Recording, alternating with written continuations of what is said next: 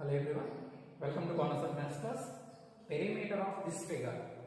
ఇక్కడ ఇచ్చినటువంటి ఫిగర్ యొక్క పెరిమీటర్ మనం కనుక్కోవాలి. అయితే ఇక్కడ మనకి ఓన్లీ 3 సైడ్స్ కి సంబంధించిన మెజర్మెంట్స్ మాత్రమే ఇవ్వడం జరిగింది. 1 2 3 రిమైనింగ్ 1 2 3 4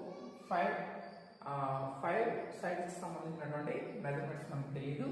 అయితే ఇక్కడ మనం రకరకాల ఫార్ములాస్ అవి యూజ్ చేసి చేసే కన్నా అంటే ఇక్కడ చిన్న ఒక లాజిక్ని యూజ్ చేసి చేస్తే మనకి దీనికి సంబంధించిన పెరిమీటర్ మనకి ఈజీగా వచ్చేస్తుంది.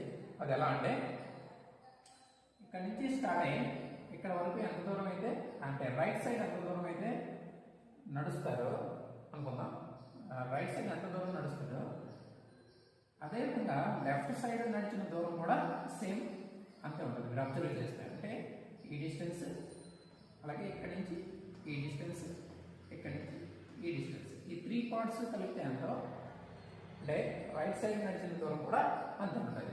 అంటే ఇక్కడ మనకి ఈ 4 సైడ్స్ సంబంధించినటువంటి టోటల్ మనకి తెలుస్తుంది. అంటే 10 + 10 దట్ ఈక్వల్ టు 20 సెంటీమీటర్స్.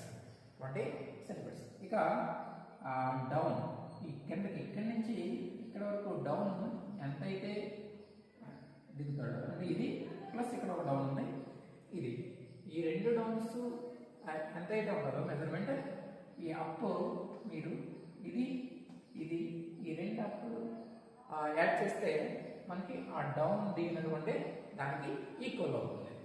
కాబట్టి మనకి అప్ తెలుసు 9 + 8 చేస్తే మనకి 17 సెంటీమీటర్స్ అవుతుంది.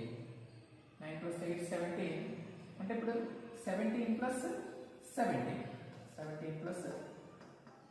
అంటే అప్ నుంచి 17 డౌన్ కూడా 17 ఉంటుంది. 17 + 17 34 సెంటీమీటర్స్ అవుతుంది.